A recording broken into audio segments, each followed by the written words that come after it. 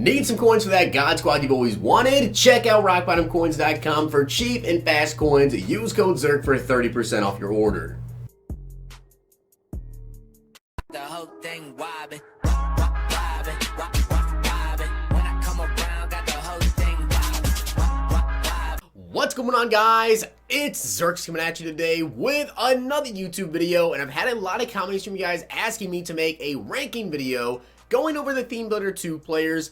Now, there's 64 players, so I'm not going to rank every single one of them, but I did go through and pick out my top 10 offensive ones and my top 10 defensive ones, and I ranked those. I'm going to give you guys my top 10 offensive team MVPs and my top 10 defensive team MVPs for you guys to go ahead and pick up. Comment down below and let me know who your favorite team MVP is, and also if you guys have not already seen my content video from this morning, if you guys get that video to 4,000 likes, I will be dropping a bundle for you guys later today, so make sure you guys go and check that video out, and if you guys enjoyed this video, drop a like on it. Make sure you guys are subbed to the channel. Let's get right into it.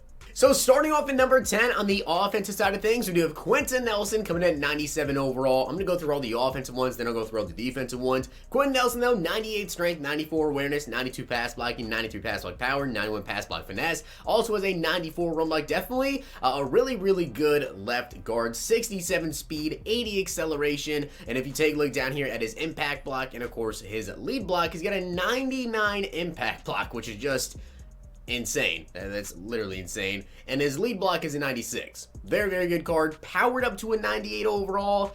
You might potentially pick this. I mean, if you pick it up and you power him up, he's gonna have 99 strength, 99 impact block. Yeah, you could definitely get him over Gene Upshaw and be pretty happy about that. At number 9, I'm going with Brandon Sheriff here, 97 overall right guard. Now comparing him to Zach Martin, who of course have also got powered up. You guys see Brandon Sheriff, 94 strength, 94 awareness, 92 pass block, 93 pass block power, 97 run block with a 98 run block finesse, and a 95 run block power. Now he's also got 73 speed and 82 acceleration, and if we take a look down here at his lead block and also his impact block, of course, he got a 96 impact, so 3 better than Zach Martin there. And if we take a look at his lead block, he does have a lead block of a 99. So in terms of run blocking, I know that Zach Martin may have better run block power, and their run block stat is the same, and their speeds are pretty similar. Yeah, Brandon Sheriff is going to be way better in the run game. At number 8, I'm going with Alex Mack here. Now the thing is with Alex Mack, there isn't an ultimate legend center in the game yet to really compare him to. There isn't like a really good center in the game. Alex Mack is the highest overall center in the game currently. I think that if another center came out with like ultimate legends, he'd probably be lower on my list because I don't like his pass block. It's only a 90, but he's amazing when it comes to running game with a 98 run block, 93 strength. He's got a 64 speed as well, which is pretty fast for a center. Impact block is a 99 as well. That's, again, really good impact block. And if we take a look at his lead block, he's got a 98. And you guys may notice a trend here with the offensive linemen. I happen to have quite a few linemen on this list, but Joe Staley here, 94 strength, 97 awareness, 94 pass blocking, 97 run block, 97 run block power. Really comes down to, do you like to pass the ball more or do you like to run the ball more? And who do you want to get between Staley and Walter Jones? Because if you power up Joe Staley at the same strength, already way better awareness, pass blocking would definitely be where he doesn't really stack up that well to Walter Jones. But run block wise, I mean, the run block goes up to a 98. The run block power is already a 99, which is just incredible. Take a look at the agility. -2 over Walter. Speed would be the same. Acceleration would be the same. And then, of course, if we take a look at the impact block, I believe those are very similar. It actually have one higher impact block over Walter Jones. I do think Walter does beat him in the lead block, though, at a 96. But for me, personally, I don't really run, like, to the edges over there. It's mostly, like, dives or to the right side or maybe an inside zone between the guard and the center. So Joe Staley, unless you actually need him to lead block, I think will probably be the better run blocker. And at number 5, I'm going with Ryan Ramczyk. You guys see him versus Dan Dierdorf, and also him versus Braden Smith. Completely blows Braden Smith out of the water. Now, of course, this is powered up Dan Dierdorf, so we add +1 to everything on Ryan Ramczyk. You're looking at 94 strength, 99 awareness with a 97 pass block, 97 pass block power. He'd also have a 95 pass block finesse, a 96 run block, a 95 run block power, and a 96 run block finesse. Basically, Dan Dierdorf with better awareness, basically. Speed and acceleration doesn't stack up in that category, so if you run a lot to the right side and you need to have him pulling out there, maybe he's not going to be as good as Dan Dierdorf. And of course, take a look at the impact block. That it's actually higher. It'd be up to a 97. And the lead block, I think, probably does go to Dan, I want to say. And actually, no, maybe +1 to Ryan Ramczyk. So I think he's probably the best right tackle because you compare him to the other players at their positions. He stacks up best to Dan Dierdorf, except in the speed and excel, but I think he does stack up the best. So yes, I had offensive lineman ranking 10 through number 6. Now let's get into number 5 though. We've got Kenny Gala coming at 97 overall. Now if you can take a look at his stats here, he's got 92 speed, 92 jumping, so not the best when it comes to speed, but a lot of these wide receivers aren't really that quick. I still think this card is really good though because it is a 97 catch, 97 catch traffic, 98 spec catch, 94 short, 92 medium, 91 deep. When it comes to a possession catch type of receiver, Kenny Gala is really good. Then, of course, he got a 52 run block as well. He's got an 85 juke move and a 92 stiff arm with a 51 impact block.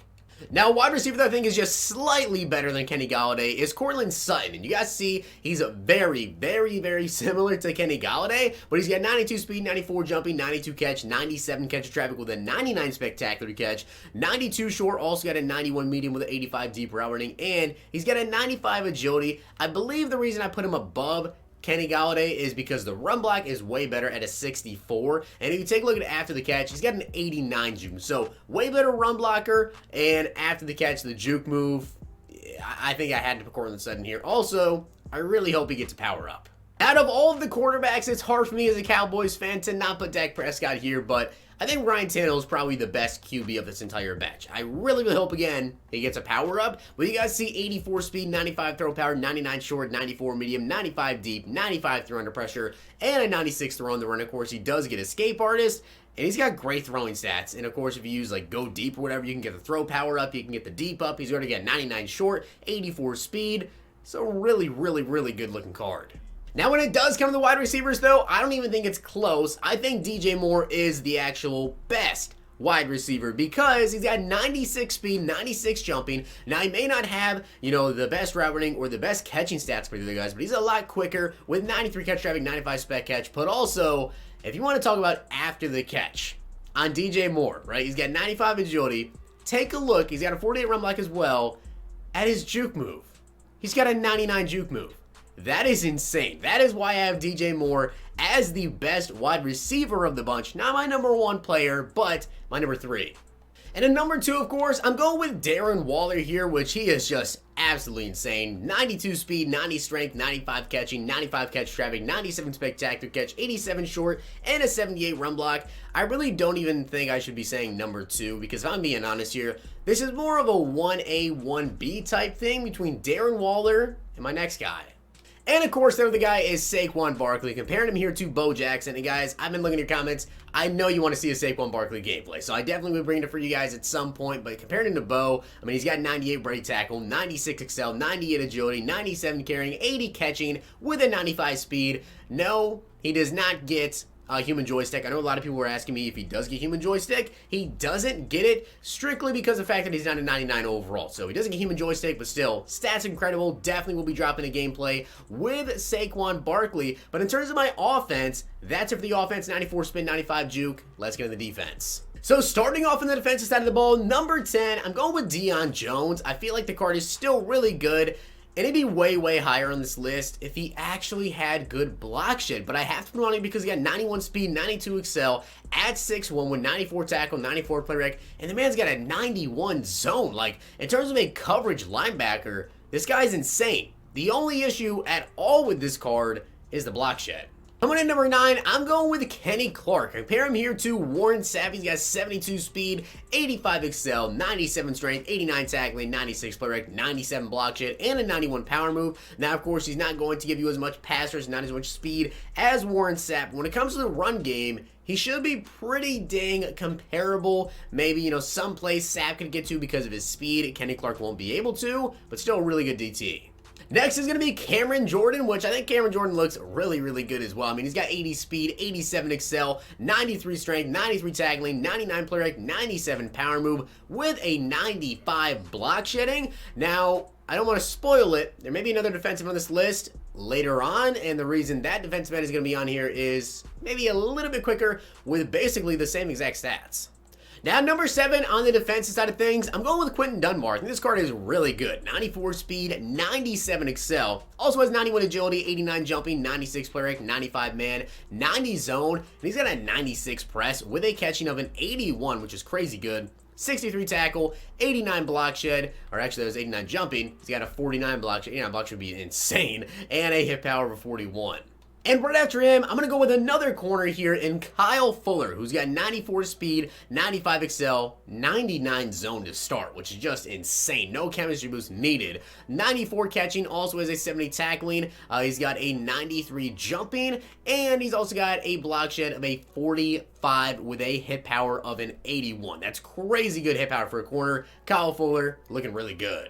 Now, coming in at 5, I'm going with Jerome Baker, and I think this card is actually really, really good for a user card, and that's about it. And I'll explain why. You guys see he's got 92 speed, 92 excel, it's 6'2", 97 tackling, 94 play rate with a 90 block shed. So comparing him to like as a user to Deon Jones, the block shed's the biggest difference there, and a huge, huge difference.